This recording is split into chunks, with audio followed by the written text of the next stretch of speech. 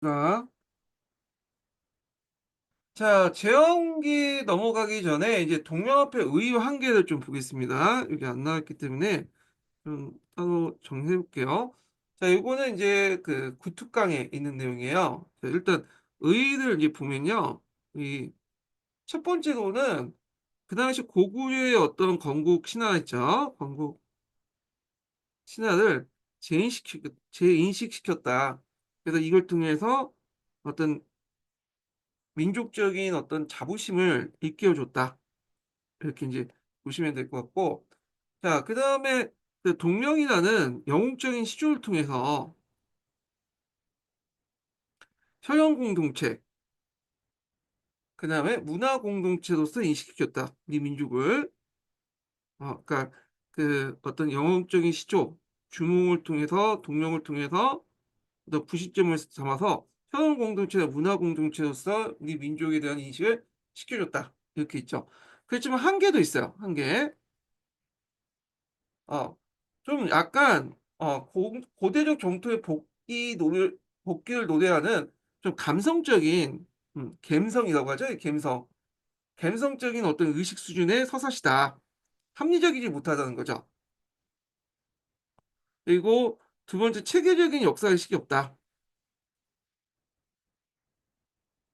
뭐 이런 이제 한계도 있다는 걸 좀 보시면 될 것 같고요. 자, 그다음에 제왕홍기를 보겠습니다.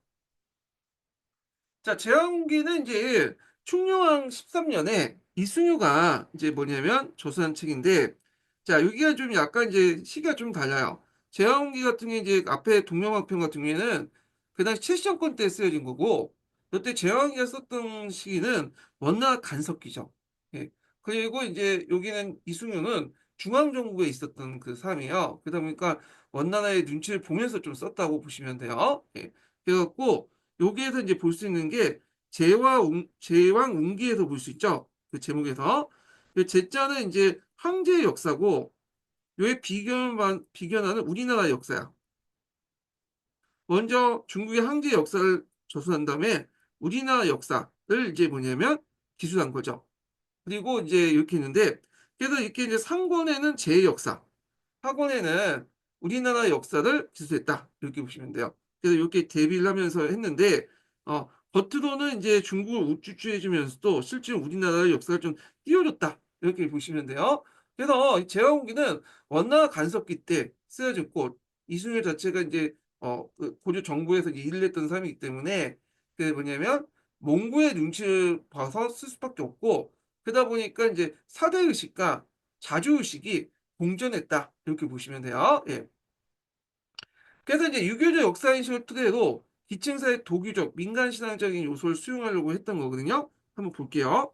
자, 민족 시조인 단군에 대한 강조와 발해 소수를 돋보였으며 이렇게 있는데, 자, 여기에서 이제 볼 수 있듯이 그 제왕홍기는 고조선 계승의식을 가지고 있었다는 거죠. 자, 그래서 이제 이렇게 있고, 그 다음에 이제 여기에서 또 단군기념을 사용했다는 거예요. 단군기념.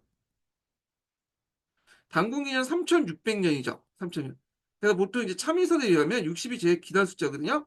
거기에 60을 곱하면 3600년이 되는 거야. 단군기념. 근데 주의할 것은 단군기념은 3600년은 역사적인 팩트가 아니에요. 역사 팩트가 아니고 그 뭐냐면 그만큼 우리 그 단군 조선이 오래됐다. 우리나라가 오래됐다는 어떤 그 당시에 어떤 그 사람들의 인식을 반영하고 있는 거야. 우리 단군 조선이 오래됐다는 어떤 유구성을 나타난 이런 그 인식을 반영하고 있다. 참고로 우리가 알고 있는 이 BC 2333년 있죠. 그 당군기년은 이제 우리가 상국유사라고 이제 잘못 알고 있지만 이게 동국 통감에 있는 기년이거든요. 예. 그래서 이제 요해 지기년에서 한 15년 뒤로 해가지고 정해놓은 거야. 그래서 예전에 한번 기출문제에 BC 2333년을 나오고 그게 상국유사에 기록됐다. 관련된 내용이 있는데 이건 틀린 거죠. 예, 이거는 동국 통감에 있는 내용이야. 상국유사는 간지가 좀 잘못됐다. 그 정도에 나와 있는 거야. 예. 그 다음에 이제 여기에서 이제 삼조선설 같은 것들을 이제 주장했죠.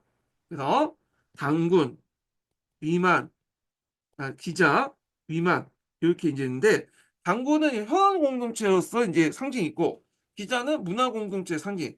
그러니까 위만은 민족 생활권의 상징 이렇게 해서 삼조선설로 이게 제시했는데 요 삼조선설에 대한 인식은 그 어디 조선 전기 때까지 가요. 그리고 이제 4만 70개국이 모두 당군의 후손이다 이렇게 이제 수록돼 있고 그다음에 또 이제 특이한 게 발해 역사도 같이 서술했다는 게 돋보이죠. 자, 우리의 역사를 중국과 대등하게 파악할 자주성이 주목된다. 자, 여기에선 자주성이라고 얘기하지만 사대성도 같이 공존해요. 예. 왜냐, 제와 웅자를 왕을 같이 썼다는 것도 그런 거야. 그래서 상권에는 이제 뭐냐면 중국의 역사, 그 다음에 하권에는 왕의 역사 이렇게 이제 기술되어 있다. 이렇게 보시면 되겠습니다. 자, 이 제왕기도 구삼국사기에 영향을 받았어요. 구삼국사기에. 상건 오원시 형식으로 중국의 역사를 서술했고 요게 4대 의식이 보이죠. 학원은 친원식으로 전조선, 후전선, 위만조선 등등의 우리 역사를 이제 서술했는데 눈여겨볼 게 이제 발해 역사도 있다. 그리고 고려 건국의 충녕학까지 고려사도 기술했다. 이렇게 보시면 되겠습니다. 예. 시의 형식으로 된 문화서인 까닭에 정거 인용이 미흡하지만 가능한 문헌에 의거한 역사 소설의 객관성을 높이려고 했다. 그리고 고대 국가 창업주의 위협을 참미하고 유교, 불교 문화에 대한 그리고 대해서 군용적인 관점을 가지고 소개했다. 자, 그래서 처음으로 우리나라 역사를 하나의 통사에서 계속해서 기술했다는 점에 큰 의의가 있는데, 그래서 우리나라를 통사 형식으로 기술했다. 고조선부터 해서 고조 때까지. 삼국사기는 단대사잖아요. 예. 자, 그 다음에 이제 고려 시기 역사서 가운데 중국사에 관한 많은 정보를 제공했다는 책이다. 그래서 이제 앞에서 말했죠. 상관하고 나올 때 중국의 역사 상관에 집어넣었죠. 예. 이런 것도 좀 기억을 해 주시면 되겠습니다. 자, 그 다음에 이제 이거 외에도 뭐 다양한 의의가 있어요. 예, 여기 있는데 하나는 이제 정통적인 민족의식을 확립했다는 거. 자, 당군은 민족주의로 이제 상징을 본 거죠. 그래서 삼국 유민의식을 극복하는 거, 삼한일통 의식을 극복했다. 이것도 당군의 조선, 당군의 존재가 연결돼서 되고, 그 다음에 또 이제 교과서에서는 중국의 역사와 우리의 역사를 대등하게 봤다. 이것도 앞부분에 나와 있는데, 자, 이렇게 봤다는 거죠. 자, 그래서 이제 이런 것도 있고, 그 다음에 이제 또 생활권을 요동 이동지역으로 보면서 어떻게 표현했냐면, 이게 중국과 다른 세계를 가지고 있다. 다른 하나의 천하 세계를 가지고 있다. 이렇게 보고 있어요. 중국과 다른 하나의 천하 세계를 가지고 있다. 요동 이동 지역으로 이제 우리를 보면서 요게 이제 그 제왕국의 서문에 나와 있거든요. 그래서 예전에 한번 시험 문제 나올 때도 제왕국의 서문에 관련된 내용이 있어요. 그래서 이게 자료 7번 관련된 내용이 이제 있거든요. 잠깐 뒤에 넘어가면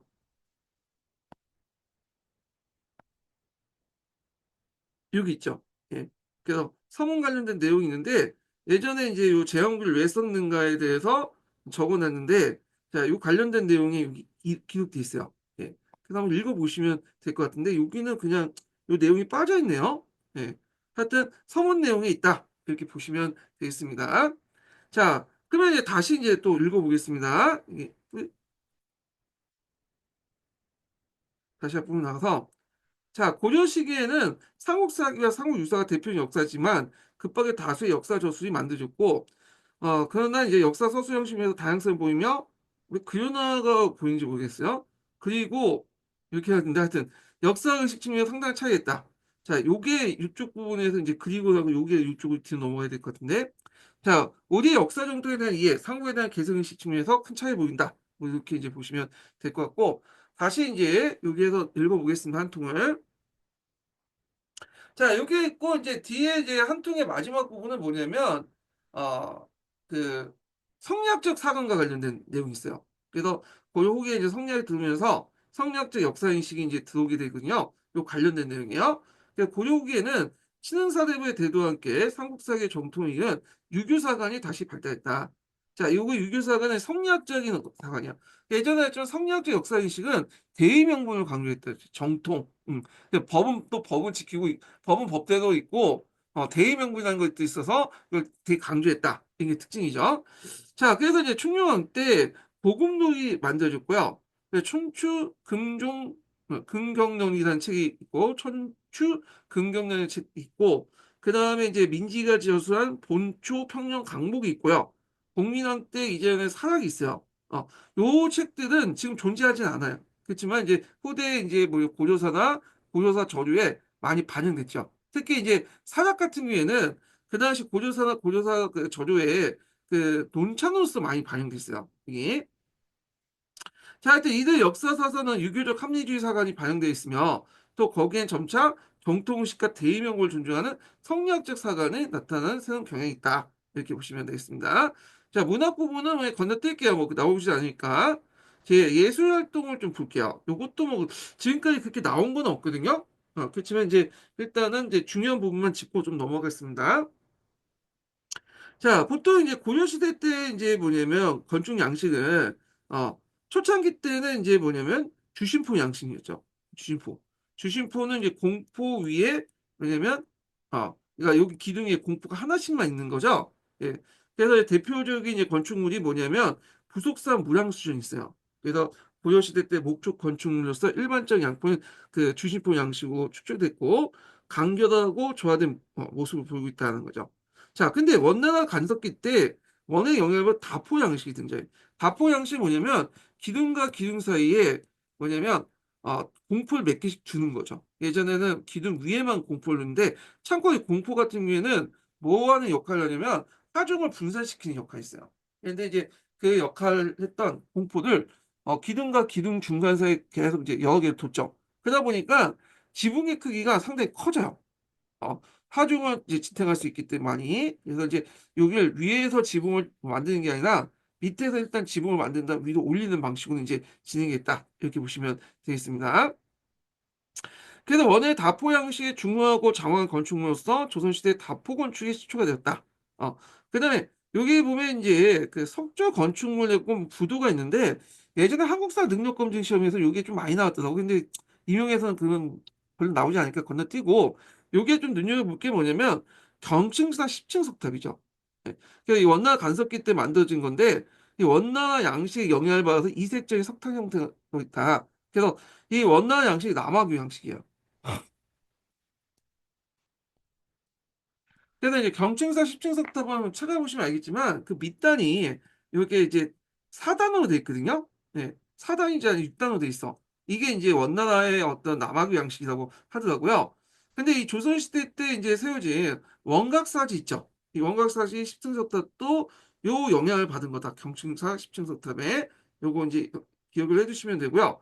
그 다음에 뭐 해야 같은 경우에는 공민왕 때 왕이 그렸던 공민왕 청상 대육도가 남아있다. 이렇게 있고 불화 같은 경우에 일본에 흘러 들어갔다는데 요거는 이제 뭐냐면 불화는 이제 그 사자 보면 큰 이제 뭐냐면 그 그림 같은 거 있잖아요. 그런 건데 태어나고 하긴 하는데 이때 이제 왜구가 약탈을 많이 했어요. 예. 그리고 나중에 조선시대 때는 임진왜란 때 또 뭐냐 일본군이 약탈했죠. 그래서 지금 이제 고려시대 때 부하들이 많이 남았어. 일본에 남아있죠. 왜구나 그 조선시대 그 고려시대 부하들이 이제 있었는데 조선시대 때 약탈당했고 지금 일본에 되게 많아요. 일본에. 예. 자, 뭐 이런 것도 있다 하고 넘어가면 되고요. 그 다음에 이제 넘어가서 그 기술학과 인쇄술 관련된 내용을 좀 보겠습니다. 예. 자, 요거 관련돼서는 좀 약간 볼 건 있어요. 요거는 이제 그 뭐냐 할판 인쇄술 관련된 데서 이제 좀 볼 필요 있고 농업 기술 관련된 내용도 좀 볼 필요 있고 그래요. 예. 이제 일단은 좀 보겠습니다.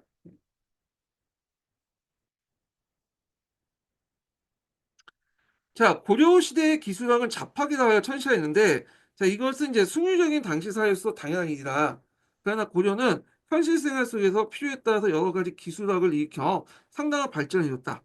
자, 즉, 고려는 국자감에 유학에도 기술학부가 있었죠. 유학, 설학, 사막 등의 잡학을 고려했고, 과거 시험에도 재수업, 명경 외에도 의, 복학, 복은 점을 치는 거죠. 지리, 율서, 산 등 작업을 이제 설치했고 이러한 부분을 담당하는 기구로서 청년 역수를 관장하는 서원관과 그 다음에 의료 치료 담당하는 뭐냐면 퇴의감 이런 걸 뒀다.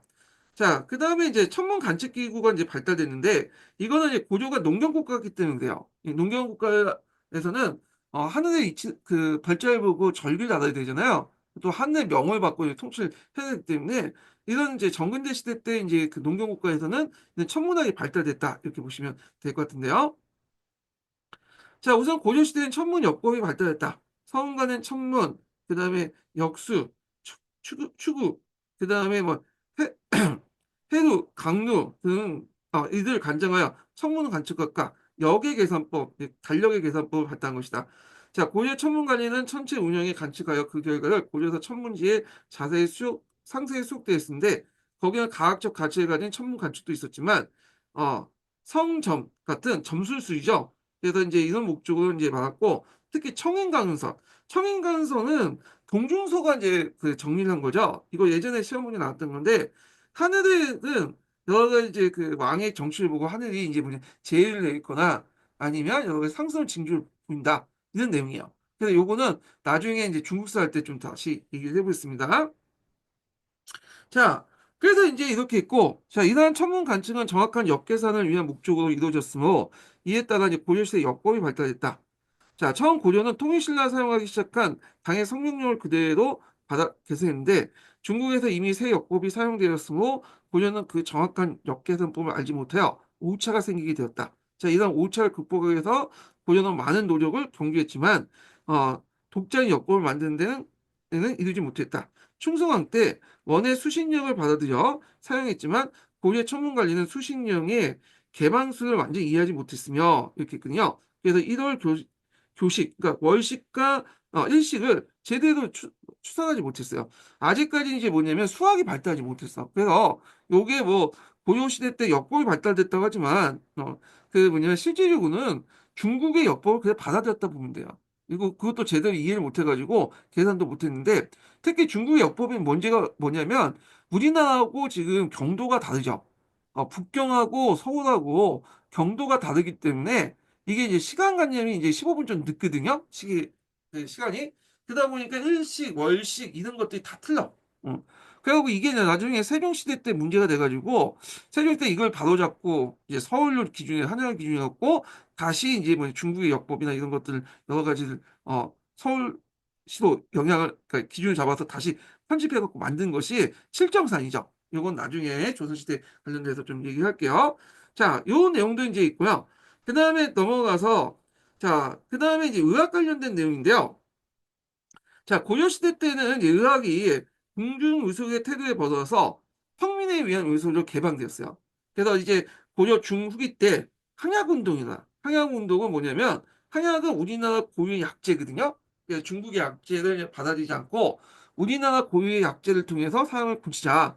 그리고 이런 걸 통해서 이제 중국 약재가 아니라 우리나라 고유의 약재를 고치다 보니까 이게 대중화되기 편하겠죠. 주변에 쉽게 구할 수 있는 약재를 가지고 뭐냐면 치료하니까. 그래서 고려 후기 때 인구가 증가됐거든요. 그 인구가 증가된 이유가 여러 가지 있겠지만 그 중에 하나가 이런 의학 그 지식의 보급 같은 것도 있어요. 항약 운동을 통한 의학 지식의 보급도 큰 영향을 미쳤다. 이렇게 보시면 되겠습니다. 자, 하여튼 고려 초기에는 의술 혜택이 왕실이나 귀족층이 한정되었지만 963년에 제2부를 설치하여 서민층의 치료 사업까지 담당하게 되었다. 자, 또 989년에는 내 문간 5품, 무관 4품 이상의 질병자에게 의관을 보내 치약을 치료케 함으로써 의학 발달에 기반이 되었다. 그런 거죠. 자, 처음에는 고려의 송유학에 영향을 받았지만 고려는 점차 정통적 의학을 개발하여 의학의 독자적인 발전을 보게 되었으며, 그 다음에 이제 여러 가지 이제 뭐냐 책을 만들었는데, 그래서 여기에 이제 항약구국방 같은 것도 있어요. 요거 좀 기억을 해주세요. 그래서 그 항약구국방은 현존하는 우리나라 최고의 의사로서 그때까지 많이 쓰였던 중국 약재들을 한국사 약재, 즉 항약으로 이제 충당하는 데 그 의도가 있었으며, 우리나라 의학의 독자적 연구를 계기하는 만한 계기를 받는데 가치를 가지고 있다. 그래서 이는 항약 운동이 고려 후기에서만 끝난 게 아니라 조선 전기, 조선 후기까지 쭉 이어져요. 그래서 이제 나중에 동의보감이 만들어졌잖아요. 이 동의보감은 항약 보공 운동의 어떤 이제 완성판이다, 결정판이다 이렇게 이해해 주시면 되겠습니다. 자, 그 다음에 이제 고려 시대 때는 또 이제 뭐가 발달됐냐면 고려 후기 때 농업 기술이 되게 발달했어요. 예. 그래 갖고 요 농업 기술 관련된 내용이 예전에 2차 기술 기차 이 2 차 뭐냐면 기출 문제에 나왔던 거거든요. 그래서 요걸 좀 중점적으로 볼 필요가 있는데, 자 그럼 보면요.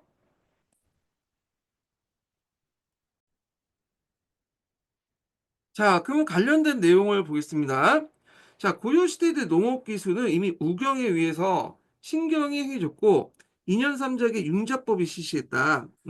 그래서 이제 이 내용이 있고, 후기에 들어서는 더욱 발달되는데, 자, 이에 이제 고려 말기 때 농업 생산이 증가되고 쌀 재배도 널리 보급됐고요. 그 다음에 이함이 원의 농소인 농사 집요가 있어요. 이거 좀 외워두세요. 요게 이제 조선 전기 때까지 계속 쓰이고 이게 각색이 되거든요. 하여튼 있고, 특히 고려말에 목련이 재배되기 시작했죠.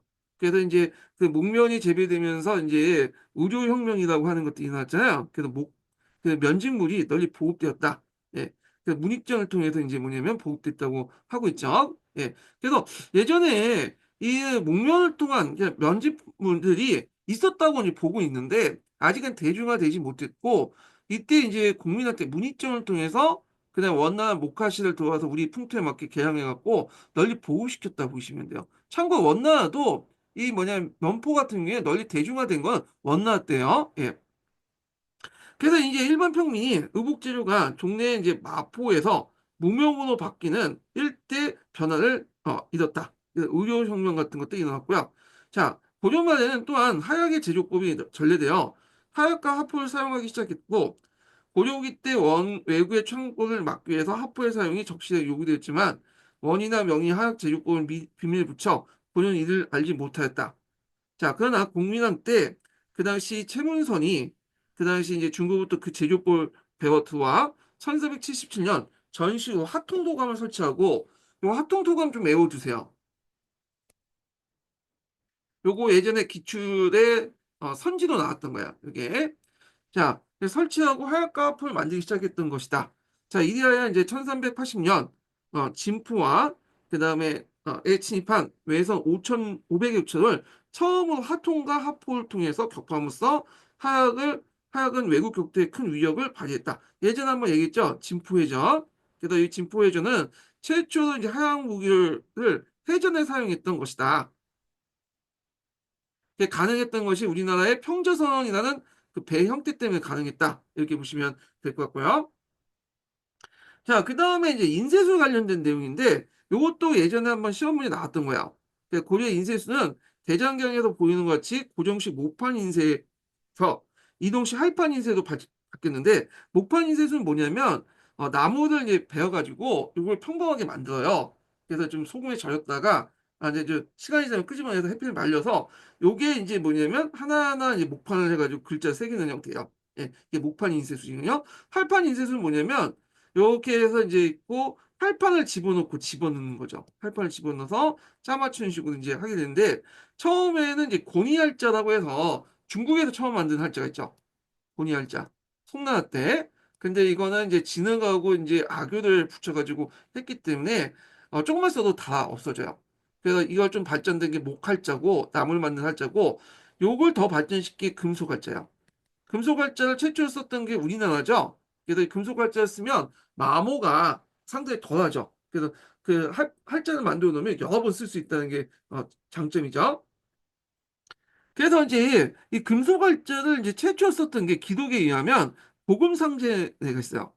그래서 이 고금상정례가 있는데, 고금상정례는 그 고려 중기 때 만들어진 책인데, 이게 이제 전쟁 때문에 없어지니까 그 당시 이제 이규보가 자기 집에 있는 책을 가지고 와서 다시 간행을 했다, 이 내용이 있어요.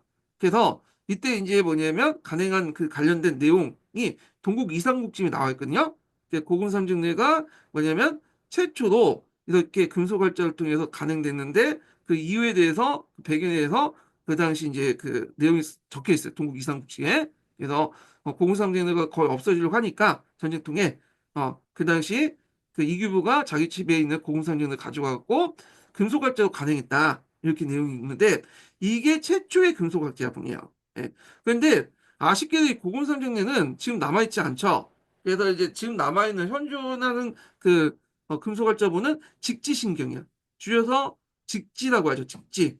그래서 지금 우리나라에 있진 않고 저 프랑스에 있어. 예. 그래서 우리 프랑스에 이제 가서 요청을 할 수도 있죠. 이거 달라고. 근데 이거는 좀 약간 이제 뭐냐면 합법적으로 넘어갔어. 돈을 받고 그 넘어갔거든요. 프랑스 쪽으로. 그 당시에 프랑스 대리공사가 사갔다고 하는데 그래가지고 이제 프랑스가 양타라 외교장관처럼 달라고 요청을 못해. 예. 자, 하여튼 이게 있고 자, 이 금속활자의 사용은 고려 말에 더욱 활발해져 동양 4년에 서적원을 두고 주제와 인쇄를 담당했다. 주제라는 거는 이제 활자를 만드는 거죠. 예. 그래서 금속활자 관련돼서 고금 상정례 관련된 내용이 예전에 시험 문제 나왔다. 예. 요거 좀 기억을 해 두시면 되겠습니다. 예. 자, 그러면 이제 요 관련돼 갖고 이제 좀 볼게.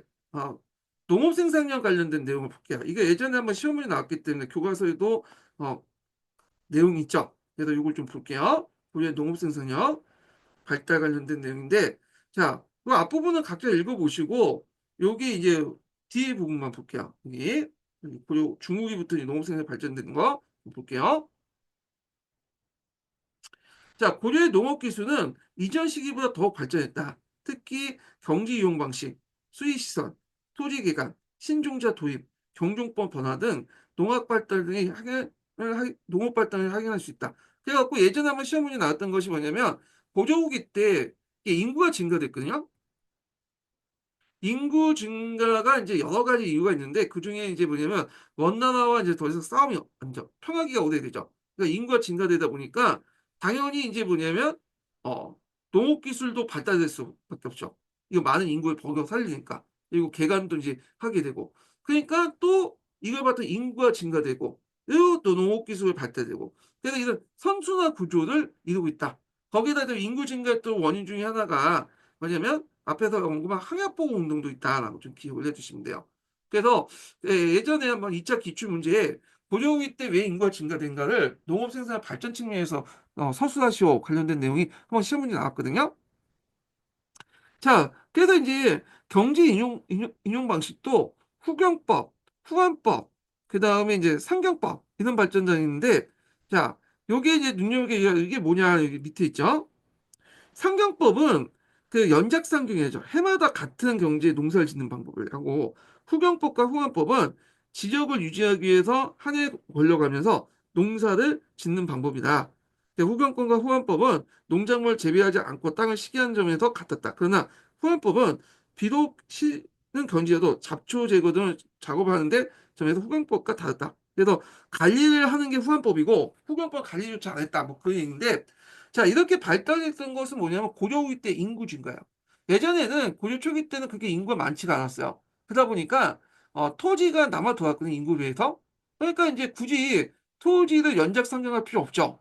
그냥 이제 지역이 고갈되면 그냥 다른 땅에서 농사를 짓고 되는데 고려 후기 때 인구가 증가되니까 그렇게 할 수 없어. 이제 인구가 점점 더 늘어나니까 좁은 토지에 상당히 좁은 토지에 그 많은 인구를 먹여 살려야 될 거 아니야. 그러다 보니까 이제 연작 상경을 하게 되는 거야. 후환을 하지 않고 그럼 연작상경하기 위해서는 어떻게 되냐 지역 구간을 막아야 되겠죠. 그러다 보니까 이제 뭐가 발달될 수밖에 없냐면 시비법이 발달될 수밖에 없다는 거름 주는 방법 등이 발달됐다. 이렇게 이제 보시면 되고요. 그래서 처음에는 동물의 이제 뭐냐 똥을 이용했죠. 똥. 그래갖고 있는데 이게 이제 인분 그래서 사람의 똥을 사용했다 그런 말이 나와요. 추분해서 인분을 이용했다. 축분해서 좀 고상한 말로 축분, 인분 이렇게 이제 바뀌었다 그래요. 예.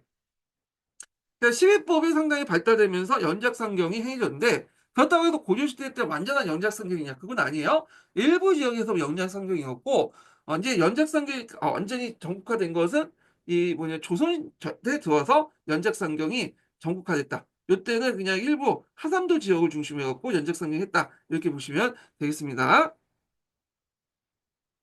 다시 읽어볼게요. 자, 고려시대에는 해마다 같은 장소에서 영사를 지는 상경법이 어느 정도 정착된 걸 여겨지는데, 자, 여기에서 이제 내용을 보면 수의시설 재원의 등장이 있죠. 그래서 연작 상경을 하려면 또 재원도 필요하거든요. 재원은 이제 뭐냐면 강 상류를 막아가지고 이제 집어넣는 거예요. 이렇게 해가지고 저수지 맞는 형태인데, 이런 것도 이제 고려의 주요이었다. 참고로, 조선시대 16세기 때 재원보다는 조금 작은 규모의 강 하류를 막는 보호 같은 거 등장했어요. 예. 그래서 우리나라 같은 경우에는 이제 뭐냐면 수의시설을 통해서 적극적으로 이제 뭐냐 수의전을 개발 통해서 농사를 지으려고 했어요. 그리고 그걸 주도했던 것이 뭐 성리학을 도입한 중소지휘층들을 위해서 그걸 했거든요. 그거와 연결시켜서 좀 보시면 되겠습니다. 그다음에 여기에서 이제 해마다 같은 장소 농사 짓는 거 어느 정도 정착됐다는데 요건 아까처럼 이게 완전히 정착된 건 조선 전기 때요. 그리고 여기는 어느 정도인지 약간 애매하죠. 예. 근데 이제 주로 하삼도 지역에 한정돼서 이제 보시면 될 것 같습니다. 예. 자, 그래서 이제 이렇게 있고, 그리고 재원을 어떻게 누가 주도했는 거있는데 이거 넘어갈게요. 예. 그 다음에 이제 12세기 때는 또 간척 사업도 많았어요. 그래서 12세기 이후에 하천이나 바닷물을 막는 시설인 하거나 방척제, 방조제가 새롭게 만들었고, 그만큼 이제 앞에서 한 것처럼 늘어난 인구를 많이 먹여 살리기 위해서 연해안과 저습지에 개발된 농경지가 확대되었다. 그래서 제가 농장의 확대 과정 중에 여러 가지 유형 중에 하나가 뭐냐면, 그 당시 중소지휘층들이 연해안이나 저습지를 개발해서 농장을 확대시킨 내용도 있거든요. 이런 것도 있고요. 자, 이는 고려 전기 때 산전을 중심으로 토지 개간이 이루어진 거가 차이가 있었다. 그래서 고려 말 그 기록에는 비옥한 땅을 해안가에 써 있을 정도 연해안 지역이 개발되었다. 자, 이걸 좀 이해하려면 여기 있는데 12세기 때 당시에는 이 산전 중심이었어요. 고려 중기죠. 예. 산전이 뭐냐 하면 산을 이제 깎아가지고 바둑판식으로 이렇게 만드는 거야. 지금 이제 필리핀 가보시면 산에 이제 여기 중간중간에 이제 깎아가지고 바둑판식으로 논밭을 만드는 경우가 있거든요. 그걸 이제 어디에 나와 있냐면 서공이 쓴 고려 도경에 나와 있어요. 고려 도경에. 아, 그래서 이런 것들 뭐냐면 산전, 고전 이렇게 이제 이름을 높은 데 있고 산을 깎아서 만들었다고. 그럼 왜 산전, 고전들이 많았냐? 그건 뭐냐면 그 당시에는 수의 시설이 상대적으로 발달이 못했어. 그래서 평야에서는 이제 평야를 지으면 수의 시설이 발달될 거 아니에요. 그런데 그걸 발달이 못, 거대한 수리시설 못 만드니까 자연관계. 그래서 산에서 내려온 계곡물 이용해갖고 농사 짓는 경우가 많았거든요. 그러다 보니까 이제 고려 전기 때는 이제 산전이나 고전 이런 것들이 많았는데 고려 말기 때 들어가면서 좀 이게 이제 바뀌어지죠. 고려 말기 때 들어가면 이제 대규모 이제 강에 대규모 저수지를 만들어가지고 재원 같은 거 만들어가지고 농사를 짓게 돼. 수리시설이 발달되죠. 자, 그러다 보니까 이제는 해안가나 평야지대에 개발하게 돼. 해안가 외에도 평야지대. 그래서 이런 것들은 이제 아래 하자에서 하전이라고 해요. 하전. 음. 그래서 이제 있고, 그래서 고려 말기 때 이제 인구 변화를 보면, 요때부터 이제 하삼도 지역에서 인구가 늘어났다고 그래요. 하삼도 지역. 하산도 많이 들어봤죠? 경상도, 전라도, 충청도, 평야 지역이 많은 지역에서 인구가 늘어나서 여기에서 재상을 많이 배출했다는데 당연히 인구 비례에 따라서 이제 배출될 수 있겠죠. 똑똑한 사람도 더 많이 살 거 아니에요. 자, 그래서 요 관련된 내용을 이제 좀 자세히 알고 싶으시면 그 구특강이 있어요. 구특강. 요건 많이 생략된 거야. 그 다음에 고려 후기 때 또 특징이 뭐냐면 강남농법의 도입이라고 했잖아요. 중소지주층들이 성리학을 이제 받아들이면서 강남농법을 도입했는데 그 수의전 같은 것들이 발달되고 또 하나가 뭐냐면 여러 가지 이제 벼 같은 거 중국에서 도입되고요. 그다음에 이제 또 하나가 이제 뭐냐면 이양법 같은 것도 보급돼요. 예. 물론 이런 것들은 고려 후기 때 완전히 보급된 건 아니고 하산도 윤씨는 이제 조금씩 보급됐다가 나중에 이제 조선 전기 넘어가면서 일반화됐는데 하여튼 그때부터 이제 됐다. 고려 후기 때부터 이렇게 보시면 되겠습니다. 자, 새로운 품종의 법칙도 도입돼 법 재배가 확산되는 데 기여했다. 12세기 이후에 중국 강남 지역에서 들어온 새로운 법시 종자로서 점손도와 성룡도가 있다. 예. 그래서 이 점손도는 여러분들 많이 들어봤죠. 예전에 중국사 기출문제 나왔잖아요. 참파벼라고 하죠. 저쪽 베트남 남부에서 들어왔기 때문에 참파벼 나왔는데 요 벼는 지금 우리가 먹고 있는 요 조그만 벼가 아니야. 이게 여기 조그만 그 쌀 저품종이 아니라 좀 기다란 거죠. 이렇게 기다란 거. 동남아시아에서 먹는. 맛이 좀 없어. 예. 자, 하여튼, 이게 자포니카 종인가? 그럴 거예요. 예. 그래서 하여튼 이렇게 있고, 정성도가 한밭과 저습의 가능버로서 연해안 저습지와 산간의 천박한 땅에도 재배가 가능하다. 성명도는 일찍 파종하고 일찍 수확한 조도다. 이렇게 있는데, 저도 이건 잘 모르겠어요. 성명도 여기서만 나오기 때문에. 수행시대 확충되면서 벼 재배 기술도 변화를 했다. 대체 고려 중 전기까지 마른 논의 씨를 뿌리는 경경집화법이 우세했다. 그래서 경경집화법은 가뭄이 심한 우리나라 환경에 비롯된 농사법이었다. 그러나 수시에 확충되면서 된 논의 씨를 뿌리는 수경집화법이 이제 확대됐고 고려 말 때는 일부 지역에서 모를 못자재 논을 옮기는 이양법이 있었다. 수경집화법은 이제 물에다 그 논에다가 물을 가다 놓고 그냥 뿌리는 거야. 이게 수경집화죠. 이양법이랑 여러분 다 아시다시피 물을 가다 놓고 논을 이제 여기에서 키운 다음에 하나도 하나도 뭐냐면 이양하는 그 방법이잖아요. 그래서 요거는 이제 뭐냐면 수익을 많이 필요할 때 이제 가능한 건데 그 당시에 상대적으로 수익을 많이 만들었다고 해서 상대적인 것 뿐이고 절세보다 아직까지 이양법 할 정도로 수익을 많지는 않았어요. 그래서 이제 그 고려 전기 때까지 아니 고려 조선 초기 때도 이양법을 국가에서 권장하지 않았어. 조선 초기 때는 수경집화법이 뭐냐면 일반화된 거죠. 근데 조선 후기 때 들어가서 이양법이 일반화되죠. 요게 이제 조선 전기 때 대표적인 거고 여기가 조선 후기 때 관련된 내용이에요. 네. 그래서 이렇게 보시면 돼요. 자, 하여튼 수경집화든 이양법이든 이거 다 이제 강락농법이거든요. 예, 수의전이야, 수의전. 왜 이 수의전 같은 형태를 하려고 했냐? 앞에서 그랬죠? 이 중소지휘층이 성리학을 수입하면서 강락농법도 같이 받아들였기 때문이다. 이렇게 보시면 돼요. 왜냐하면 성리학 자체가 강남 지역에서 이제 발달됐잖아요. 그래서 이런 것들이 고려 말기 때부터 등장해서 조선시대 때까지 계속 넘어가요. 그래서 우리나라 그 기후환경에는 경검집화법이 맞는데도 불구하고 이런 수의법들, 수의전들이 널리 확대시키려고 했던 이유가 뭐냐면 이런 이제 성리학적인 어떤 지식을 받아들인 중소지식층의 노력이었다. 그래서 이제 조선시대 때는 이런 지식인들, 지방의 지식인뿐만 아니라 국가 차원에서 이제 수의전을 확산시키려고 했다. 이렇게 이제 보시면 되겠습니다. 자, 그 다음에 이제 농업의 변화는 농학에 대한 높은 관심과 함께 관련 서적을 간행된 것으로 이어졌다. 12세기 때 중국의 양정서 같은 경우에는 비단이죠. 누에를 꽂히해서 이제 그 뭐냐면 실을 뽑아서 이제 만드는 거잖아요. 요거와 같은. 근데 잠자가 드는 것은 다 비단과 같은 누에 잠자니까. 그 다음에 이제 14세기 때는 원예 농서였던 농사짐료가 있었고요.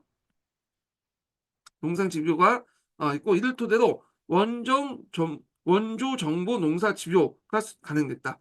자, 이는 중국의 농소를 단순히 도입된 게 아니라 고려 실정에 맞게 수입한 것이다.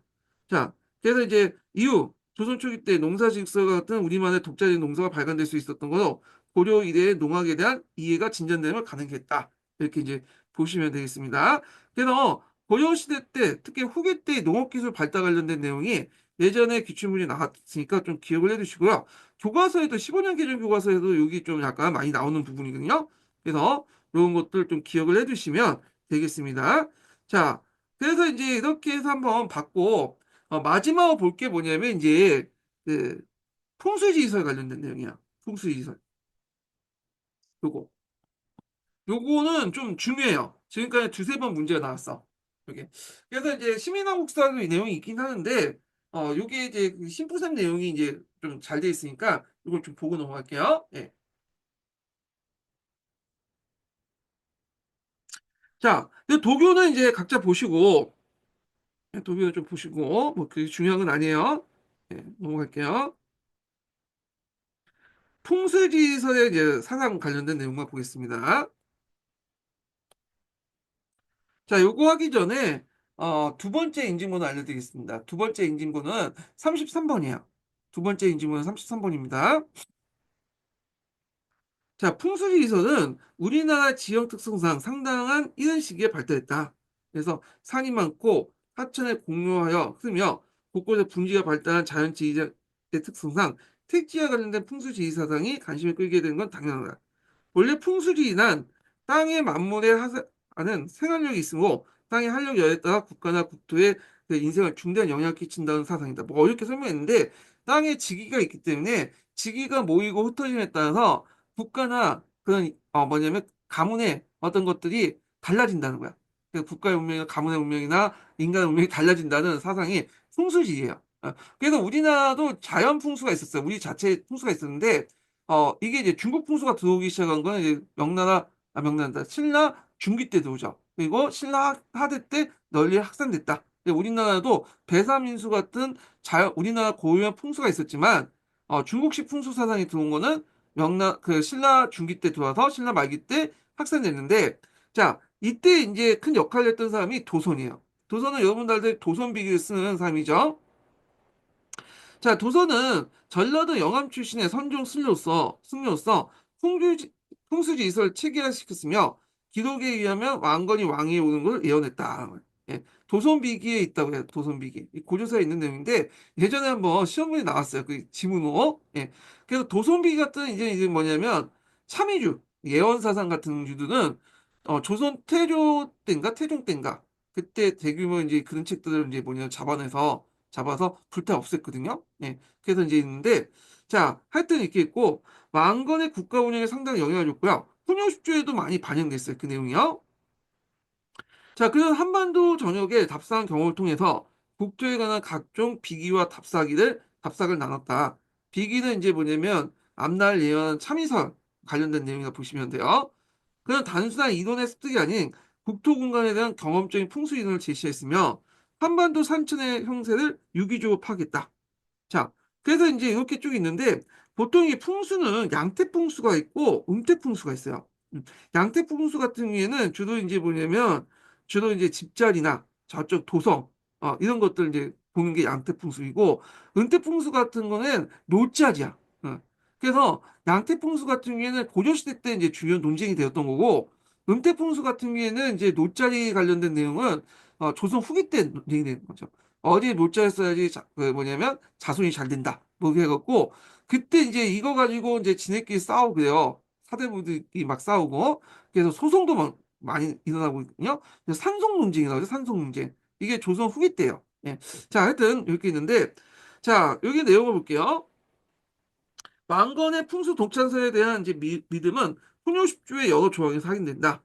그래서 그 내용을 보면 사만삼천의 도읍에 신입어 통일 대업을 이뤘다는 거. 그래서 사원의 창건은 도선의 권위에 따라서 지세를 살펴보고 세워야 되는 거. 그리고 성행에 대한 풍수지리설 설명과 그 중요성을 강조한 것도 그것이었다.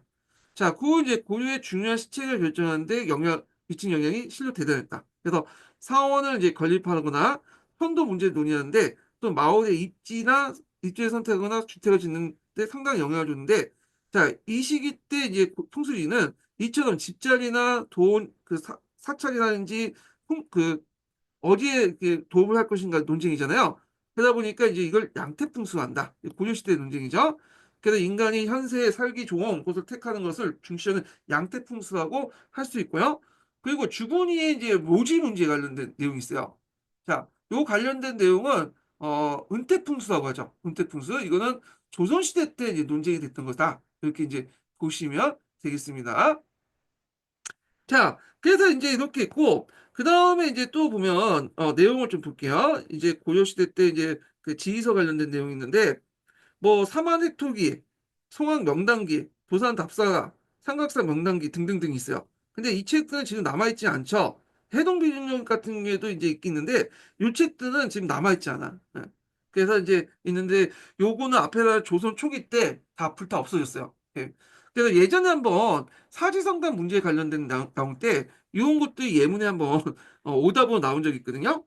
자, 이렇게 보고 있고, 과거 시험에도 비록 자법에 속하긴 했지만 지리업이라는 풍수지리 과목이 있었고 예전에 얘기를 좀 전시과 할 때 그 문종 때 별사과라고 했죠. 그래서 별사과라여 풍수지리가에게 국가에게 공식적으로 토지를 주었다.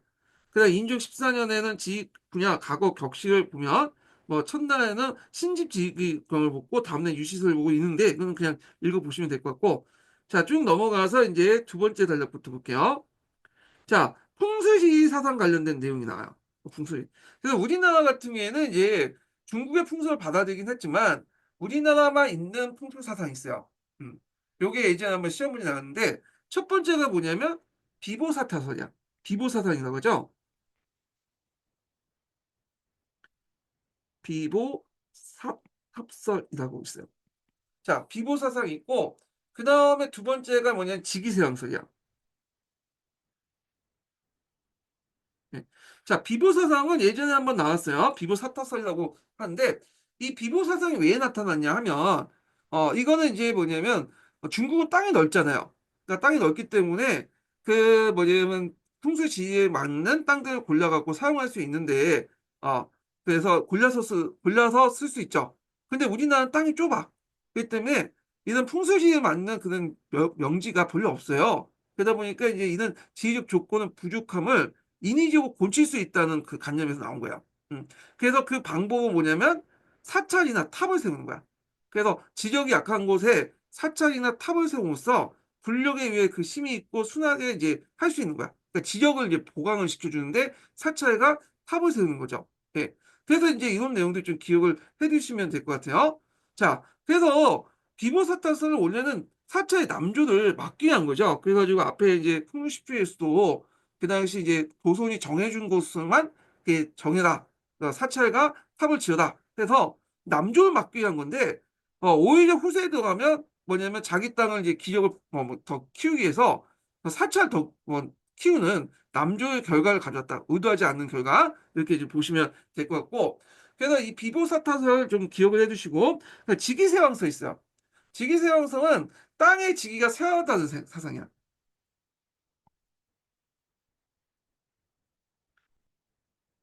그래서 이제 세워다는 사상인데 땅에 어떤 이제 도읍이 등장하면 요게 이제 그 있다가 여기가 이제 왕이 계속 머물잖아요. 도읍을 사용하면 땅의 지가 쇠퇴. 그래서 다른 곳으로 가야 된다. 만약에 계속 땅의 지가 쇠퇴한 곳에 있을 경우에는 뭐냐면 이게 국가가 멸망한다는 거야. 그래서 이제 근데 당연히 이런 그 사상은 뭐가 또 연결되면 풍수 도창과 연결돼요. 풍수를 보고 뭘 하냐? 예언을 하는 거야. 땅의 세계를 보고 앞으로 여기 흥할 것이고 여기는 또 뭐냐면 망할 것이기 때문에 흥한 곳에 도읍하고 여기 지가 세팅한 곳은 이제 도읍이 있더라도 다른 데 옮겨야 된다는 어떤 풍수 도창과 연결돼 갖고 이제 행해지죠. 그래서 토지 자연의 힘이 왕성하기도 하고 세팅하는데 지기가 왕성할 때 그곳에 자리 잡은 왕조나 사람은 흥성하고 반대로 할 경우에는 멸망을 할 것이다. 이렇게요. 그러면 요걸 극복하는 방법이 뭐냐? 왕이 도읍을 옮기거나 도읍을 옮기지 못할 경우에는 순주 돌아다니면서 이제 왕궁을 삼아야 된다. 그래서 뭐 어쨌든 개경에 있다가 저쪽 서경에 있고 이렇게 해야 된다는 거야. 그래서 그게 이제 훈유십주에도 나오죠. 훈유십주에도. 자, 그래서 이런 직위세형성과 연결된 풍수 도참 사상은 그 당시 이제 정치적인 어떤 논쟁권을 내기 딱 정치적인 논쟁거리를 낳게 하기도 했거든요. 그 대표적인 게 이제 뭐냐 남경기지설이라든지 그다음에 서경기지설이에요. 서경기지설. 어. 그래서 이제 남경기지설 입각해서 수도를 이제 한번 옮기려고 했던 거고 이 서경기지설에 따라서 이제 뭐냐면 노총이 그걸 이용해 가지고 뭐냐면 그 수를 옮기려고 했잖아요. 예. 그래서 이렇게 정치적으로 이용하려고 했다. 이렇게 이제 보시면 될 것 같습니다. 예. 그래서 이제 있고, 그 다음에 직위세왕서를 좀 해갖고 이제 왕이 다른 곳을 이제 옮기면 곳곳에 이제 이공을 넣어가지고 좀 직위를 좀 약간 보충하는 그렇게 하는데 삼소공 같은 것들을 만들었어요. 그래서 개경 주변에 그 당시 이제 그 자소, 우소, 복소 같은 삼소공을 둬서 왕이 돌아가면서 거기에 머물도 직위가 보충할 수 있도록 왕이 이제 비면 이제 직위가 이제 또 보충되고 또 이렇게 해서 직위가 이제 언어 보충되면 돌아오고 자 이런 것들 이제 했다 이렇게 보시면 되겠습니다. 그래서 정리해서 얘기하면 우리나라 풍수 사상은 두 가지 특징이 있다는 거. 중국 풍수사들 비보 사상을 가지고 있다는 거. 그 다음에 직위세왕설에 입각한 풍수 도참 사상을 갖고 있다는 거. 이것 때문에 정치적으로 이제 이용했다는 거. 네. 그래서 이제 이런 것도 좀 기억을 해주시면 되겠습니다. 읽어볼게요. 자, 풍수지리사상에 기초해서 여러 차례 이제 천도 논의가 있었다. 여기엔 직위세왕설, 지덕세왕설인데 또는 직위세왕설이라고요. 전제되어 있다. 땅의 직위는 일정 기간이 지나면 기운이 사라고 일정 기간이 지나면 세했던 기운이 되살아난다고 주장했다. 그래서 수도 개성에 직위가 세워졌으니 수도 옮겨야 되는 주장이 나오게 되는데 천도의 대상지로 이제 들어온 것이 서경이나 남경주인데 서경규지설, 남경규지설 이렇게 있죠. 각각의 이제 뭐냐면 문제가 나왔어요. 서강기지선은 묘청의 난, 남경기지선 관련된 내용도 예전에 객관식 기출문제 나왔죠. 자, 그래서 이제 국교의 전종은 그 당시 이제 왕교의 난을 진압하고 나서 즉위했는데 이때 이제 왕신년세력과 연결된 서경을 천도하려고 했어요. 그래서 왕업이 쇠퇴하기 쉬운 개경을 떠나 순독이 순조롭게 지맥이 왕성한 서경으로 도읍을 옮기려고 한 것인데 그 이면에는 개경을 중심으로 한 이제 뭐냐면 세력을 꽂고 있는 개국 공신세력의 포위망을 탈출하여 약한 왕권을 강화시키는 정치 의도가 있었다. 자, 국조부터 중시된 서경은 이때 수도가 되진 않았지만 이후에는 역대 국왕이 늘 중시했다. 그래서 서경을 중시하기 때문에 여기 이제 분사제도를 뒀다고 했잖아요. 네. 그리고 이제 서경 출신의 인물들 적극적으로 등용했다고 했죠. 그래서 서경과 관련된 내용은 뭐 뿌셈이 있어요. 신뿌셈에 그 서경 관련된 내용이 있거든요. 한번 읽어보세요. 궁금하신 분은. 자, 그 다음에 예전에 한번 시험 문제 나왔던 것이 이건데, 요게, 요거는 남경길지서와 관련된 내용이야. 자, 문종 때 전후한 시기부터 항양이 좋다는 항양 명당설이 이제 있다. 항양 명당설이 남경이죠. 그러니까 한강 연안에 중부 지방이 정치 경제에 성장하면서 항양 청통설이 나오게 된 것으로 보인다. 자, 이후 주장에 따라 문종 때, 지금 뭐예요? 지금이죠. 예. 자, 지금의 서울을 남경으로 승격시켰다는 거예요. 문중 때. 그래서 이제 초창기 때 상경은 우리가 이제 알다시피 서경, 동경, 경주죠. 그 다음에 개경 이렇게 있고 후기 상경은 서경, 남경, 개경 이렇게 있잖아요. 자, 그때 이제 숙종 때 초에 당시 음양가였던 김희재가 남경을 세워서 국왕을 수행하여 머물면서 국가가 사직이 이제 크게 융성할 걸 주장했다. 그런데 요그 숙종 때 김희재의 하얀 명당성 관련된 그 사료가 예전에 기출문에 나왔어요. 그래서 이제 숙종은 그 말 듣고 남경에 궁궐을 지었어. 그래서 남경 계창도감을 해가지고 남경 후보지로 몰색을 했다 이렇게 보시면 돼요. 그래서 이게 숙종 6년부터 9년까지 이제 대규모 공사를 했거든요. 그래서 이제 여기에 수도 옮기려고 했는데 또 여러 달 이제 순수를 했고 그렇지만 이제 반대가 너무 심해가지고 지금도 뭐 수도 옮기는 거에서 반대 심하잖아요. 그때 되게 심했어. 그래서 결국엔 그만뒀다 이렇게 보시면 되고 자 이때 이제 궁궐을 만들었다고 했잖아요. 이 궁궐이 오늘날 경복궁이야. 네. 그래서 경복궁은 그 원래 원형이 남경 때 숙종 때 남경을 이제 공사를 하면서 남경 조성사업을 하면서 만들었던 궁궐이거든요. 그걸 이제 나중에 그 이성계가 더 확장시켰다 보시면 돼요. 예. 자, 그래서 이제 이런 내용들 좀 기억을 해주시고요. 그 다음에 이제 이 남경 그 길지설은 고려 말기 때까지 계속 가요. 네. 그 보호가 있죠. 보호도 남경 항양 명당설을 주장을 했고, 그 다음에 공양왕 관련된 얘기할 때, 공양이 집권할 때 잠깐 수도를 어디로 옮겼냐면 남경 옮겼어. 네. 근데 너무 반대가 심해갖고 이제 뭐냐면 돌아갔다. 이렇게 얘기하는데 여기 많이 공양이 한 것처럼 이제 푸셈에 적혀 있고 고려사에 적혀 있지만 학자들은 이성계가 주도하지 않았나 이렇게 보고 있어요. 네. 자, 하여튼 이렇게 있고 자료 구분 관련된 내용을 좀 볼게요. 이게 기출 관련된 사료로서 예전에 객관식 사료에 나왔던 거거든요. 그래서 이제 좀 볼게요. 여기 있는데, 자, 김희재. 이 사람 이름을 좀 외워두셔야겠죠. 이 사람은 기출에 나왔기 때문에 제가 이제 나중에 시험 문제 낼 때, 나, 만약 시험 문제 나오면 요 사람 이름을 재우고 여기 이 사람이 누구 이름이 뭐냐. 상황 나올 수 있어. 예전에 기출에 나왔기 때문에. 예. 요즘에는 하도 인명, 지명 이런 것들이 많이 나오기 때문에 이름을 외워두시면 좋을 것 같아요. 자, 그래서 이제 숙종 원년에 위승동주가 되었다. 금희재가 신라 말기 도손이라는 중이 있어. 당에 들어가 일행의 지휘법을 배우고 들어와 비기를 지어서 전했는데 이 도손비기죠. 그래서 김희재는 그 방법을 배우고 상소하여 남겨고 수도로 옮길 것을 청하여 다음과 같이 말했다. 조선기에 따르면 고려의 땅엔 상경이 있으나 송악은 중경이고 목명왕은 남경이 된다. 평양에 서경이 되니 그래서 이제 12월부터 4월까지는 중경에 머물고 3월 달부터 사경에 3월 달부터 사경은 남경에 머물고 7월 달부터 내경은 서경인데 이런 내용이 훈유십조에 나와요. 훈유십조 때 이제 서경을 머무는 기간을 해서 뭐 가운데 분기별로 이게 날짜 그 계절별로 한 개 다른 중간단 그 골라가지고 거기에 머물러 순주를 해라. 여기 이 지기세왕사에 이제 관련된 내용이 나오거든요. 자, 그래서 서경에 보면 36개국이 공을 바칠 것이다. 이게 이 표현이 그 뒤에 또 누가 나오냐면 거기 누구야? 모총도 이렇게. 그래서 모총이 서경에 수도라면 36개국이 조공을 바칠 것이다. 이 내용이 나오거든요. 자, 그래서 이제 있고, 그래서 신이 도서관의 답상을 보니 송악이 떨어진, 송악을 개경이죠. 송악이 떨어진 뒤에 어느 곳을 행할 것인가? 삼동에 해 뜨는 평양이 있도다. 하면서 이렇게 해서 남경으로 옮겨야 된다라고 이제 얘기를 하고 있어요. 예. 그래서 이제 목명산 북쪽이니까 남경 옮겨야 된다. 고성을 이쪽에 옮기자 해가지고 그 당시 숙종이 그걸 받아들여서 남경에 궁궐을 짓는 공사를 했고 숙종 옮기려고 했지만 안 됐다. 반바지 심해서. 근데 이런 것들 이제 남경으로 이제 궁궐을 짓고 옮기려고 하는 천도 관련 내용을 뭐와 또 연결해서 보시면 되냐면 숙종의 이제 신법 정치하고 연결돼서 보시면 돼요. 숙종이 여러 가지 왕권을 강화하는 신법 정치를 했잖아요. 그래서 이 수도를 옮기는 것도 한 일환이었다. 수도를 계속 이게 주경의 개경의 문벌 귀족들이 힘이 강하니까 힘을 빼기 위해서 이 수도를 옮기려고 했다. 이렇게 보시면 되겠습니다.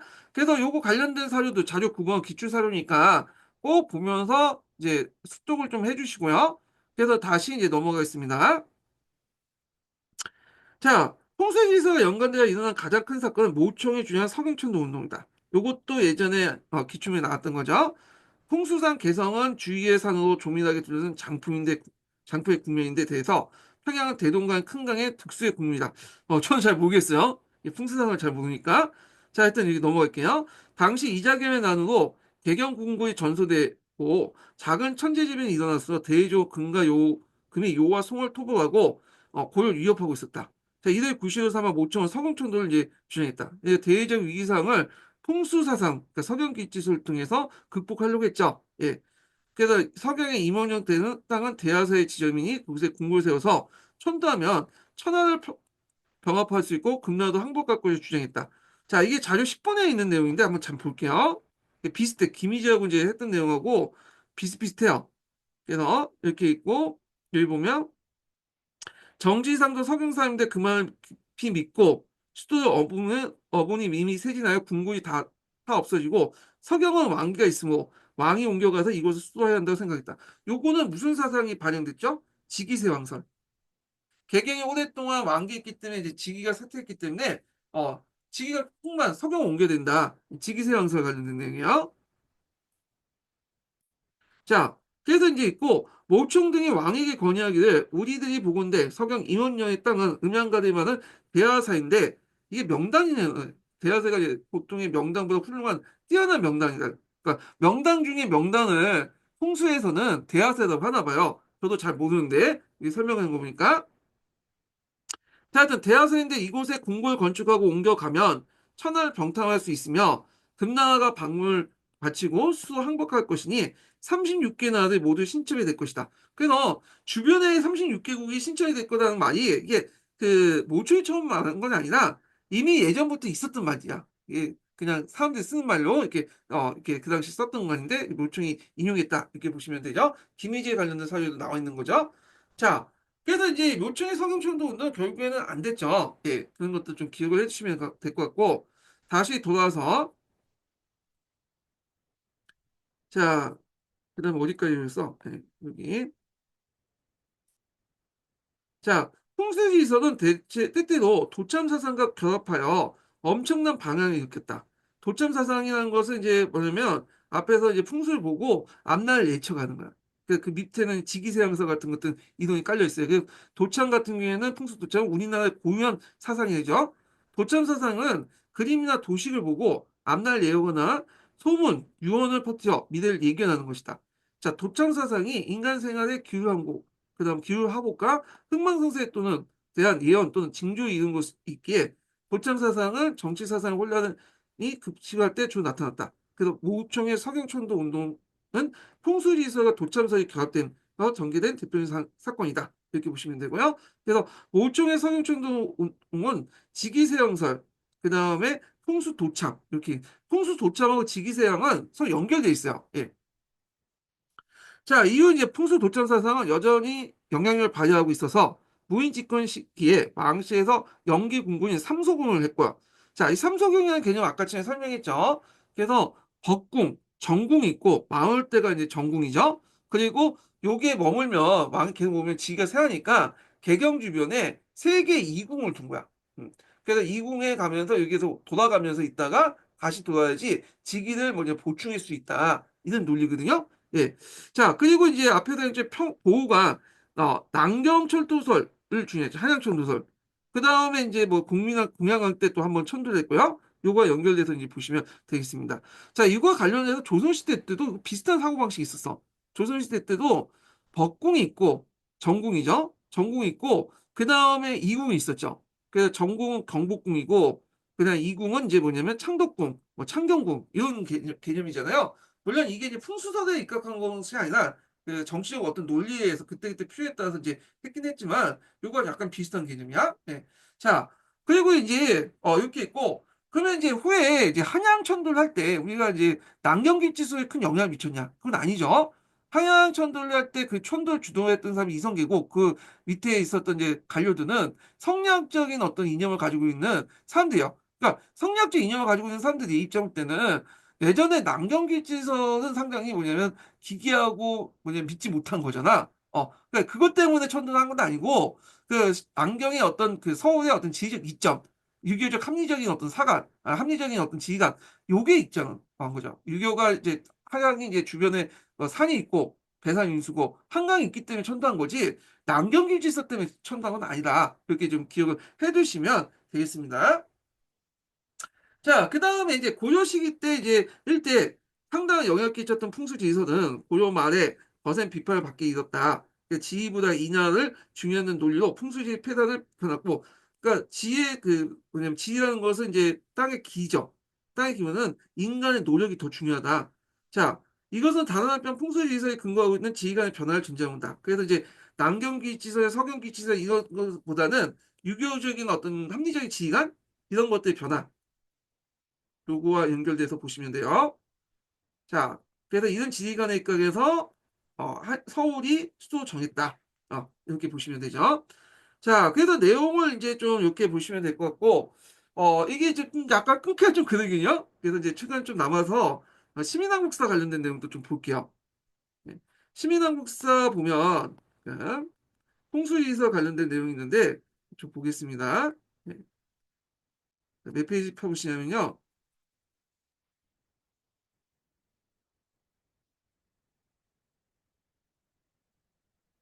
그러면요. 이거 보려고 자, 343페이지 시민한국사 내용을 볼게요. 자, 풍수지리는 땅의 기운과 형세가 인간이나 나라의 기운 화분과 흥망성쇠에 영향을 준다고 생각하는 사상이다. 그래서 고대부터 있던 풍수사상은 남한 여초를 승려했던 도선에 의해서 체계화되어 고려가 개경호 도읍 삼는데 큰 영향을 줬다. 아울러 산천의 수요에 따라서 국토를 운영한다는 원리는 비보 개념이 이제 뭐냐면 수입되는데, 자, 지기가 좋지 않은 곳에 절이나 탑을 지으면 좋지 않은 땅도 명당이 될 수 있는 산천 비보 사상은 고려마의 특징은 이제 고려 풍수의 특징이다. 자, 이런 것들이 훈요 10조에도 반영됐다 이렇게 보시면 돼요. 자, 국가적으로 풍수를 중시하는 점은 태조의 훈요 10조를 통해서 확인된다. 네, 고려 풍수는 도읍지, 집터, 그다음에 사찰의 거리들, 사찰의 자리를 정하는 것과 관련된 양택 풍수죠. 그래서 조선시대 때 음택 풍수가 좀 비교가 될 수 있는 거죠. 그래서 예전에 한번 그 사회과 통합 관련된 문제로 양택 풍수, 음택 풍수 관련된 내용이 나왔었어요. 예, 그때. 자, 풍수지리서 관련된 또 지휘서가 다수 간행되었으며 과거에 자법으로 이제 지휘법을 시행하기도 했다.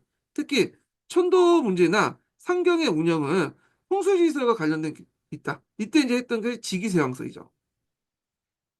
자, 직위세왕서에 따라서 이제 왕기가 약한 즉 개경을 떠나 다른 곳 도읍을 삼으면 왕업을 연장할 수 있다는 영기 논리가 청도에 근거되었다. 그래서 이제 국초이대도 이제 서경을 중시해 왕이 자주 행치했고, 인종 때는 서경청도론이 제기되기도 했다. 그리고 문종 때는 양주를 명동으로 해서 남경을 승격했으며, 자, 양주가 지금 제가 살고 있는 게 양주거든요. 양주의 역사도 참 고달퍼. 원래 양주가 되게 큰 땅이었는데, 양주가 오늘날 양주 외에도 남양주, 동두천, 의정부, 그 다음에 저쪽 서울 북부까지 양주였는데, 양주 목이라고 했죠. 그래서 이제 이걸 남경원으로 승격을 했는데, 그게 좀 지금은 이제 다 떨어져 나갔잖아. 자, 그래서 이제 했는데 양주가 상당히 유명한 동네였어요. 예. 자, 숙종 때 국왕이 남경에 순행하며 국군에 기더진다는 주장과 함께 남경이 중시했다. 그래서 이제 숙종 때는 남경을 한때 천도하려고 했고, 이게 궁궐까지 만들었다고 했죠. 그래서 고려만에 논의했던 천도 역시 풍수의 이제 치기세왕서와 관련돼 있고, 요게 이제 붙은 게 도청 관련이에요. 풍수 도청. 음. 그러니까 우리나라 이제 또 하나의 특징이 풍수 도청. 풍수 사상과 예언 사상이 결합된 형태로 나타났죠. 자, 도참은 신비주의적 예언의 일종으로 어떤 징조를 통해 인간의 기능성과 왕조의 흥망성쇠를 가늠했다. 그러니까 흔히 정치와 사회가 혼란할 때 미래에 대한 소문이나 유언으로 등장했는데 이작용 때 18자, 파자죠. 이렇게 하면 이자 되잖아요. 예, 왕이 된다는 도참의 대표 사상이다. 그래서 도참의 때로는 그 풍수와 결합해서 우리나라는 도참과 풍수가 결합됐다고 했죠. 도참 또는 도참 때도 풍수와 결합해 모총이 주도한 성형 반란 같은 큰 사건이 일으키기도 했다. 이렇게 이제 보시면 돼요. 또 모총이 이제 인조할 때 건의한 게 뭐냐면 팔성당이라는 게 있어요. 팔성당. 이것도 예전에 한번 기출문제 나왔던 건데 팔성당. 음. 그러니까 팔성당은 사상적으로 이게 되게 복잡해요. 도교와 풍수 지휘설과 등등 민간 잡설이 해갖고 하는 건데 그 당시에 산천들 있죠. 산천들의 보살이라든지 부처의 이름을 붙여서 인격화시켜. 산천들을 산이나 이런 것들을 그래서 이걸 숭배하는 사당을 만들었어. 이게 이제 팔성당이야.